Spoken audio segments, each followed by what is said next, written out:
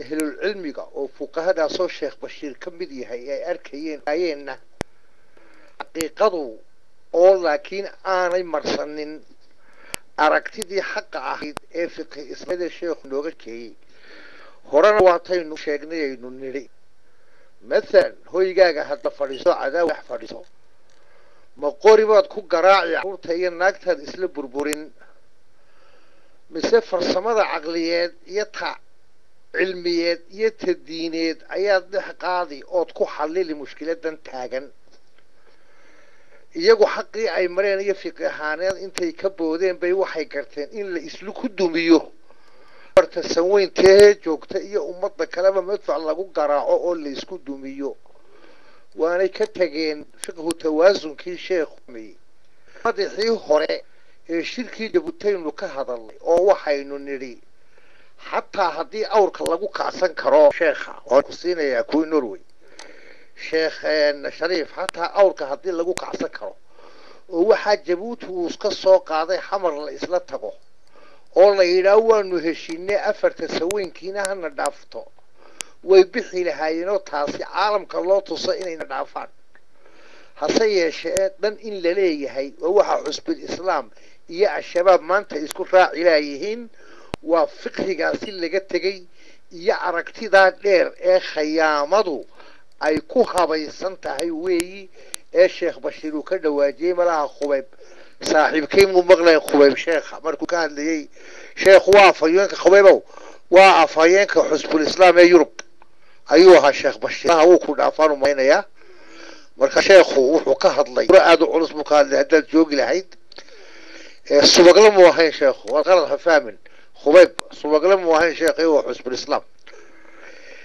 waxaad moodaa markaa taalafteeda in ay khiyaamo ahaan ku jirto oo nin walba dan gooniya uu leeyahay ummaduna dan ay ka xirka xiran tahay isku soo wada duubo dacwadii islaamka iyo tii wadaadadu ay rabeenba waa lagu qasaaray kaarkoodiina waa ku gubtay wax dambo soo doonana mooy kuwan kale ee leeyahay subaglayaasha aad ama suufiyaasha ilaa 64kii iyagoo oo dagaalka amxaarada iska difaacay leeyahay maqli jiro makarafoonna qaata ummadda jihaadka ku booriya khudbadaha masaajidka laga akhriyo ayaynu arki jirnay mid kaniisad ku kooban may ahayn ya allana wuxuu subhanahu wa ta'ala wala yajmannakum shan'anu qawmin alla ta'dilu i'dilu huwa aqrabu littaqwa hatta qofka siyaasadiisa iyo afkaartiisa dad ka soo jeedo raganimada uu leeyahay u sheegay cadownimadu yaanay ku qaadin aasaasku waa cadaaladda islaamiga ah marka anagu waxaanu garaadaysanay wadaadada suufiyada iyagoo qoriga sitay ilaa 64kii xoreeyay kacay wadanka difaacay iyagoo leh oo masaajidada ka khudbadeeya baan garanayna ilaaha raxmaankiina uu og yahay 64kii 4 sano la jiray markii dagaalku uu qarxay ee uu dhintay xalane allah u naxariisto wajaale markii ay taangi xuno gaboobo ingiriis ka tagay baa riixay ayaa la riixay waqtiga tallaabo waa soo qaadi waayeen kuwan maanta joogaana وفرق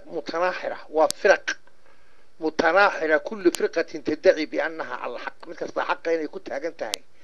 أي يكون عند عنصة وأخرى على الباطل كل فرقة تطلع أختها والبطيء كأيضا إذا أساس جهاد يمد حق بد إسلام كبنا يسن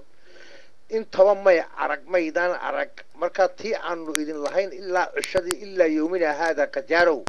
تا شيخ بشير لي هي bay ahayd lahjadahan bad nagu fogeynayeen oo nalahaydeen waa subagla iyo waa kan yanaga maxaa subag galay maxaa shabakooga naga galay boqolaalka hablood ee leedahay waan difaacaya intaad u saartay maanta ilaa Suudaan taarsan hablaheena iyo gaaladu waa ka fara badan faa'iidada aad gaadeen aakhiree adduun gaadhay waatee ya caruurta madfaca afka laga galiyay farsamada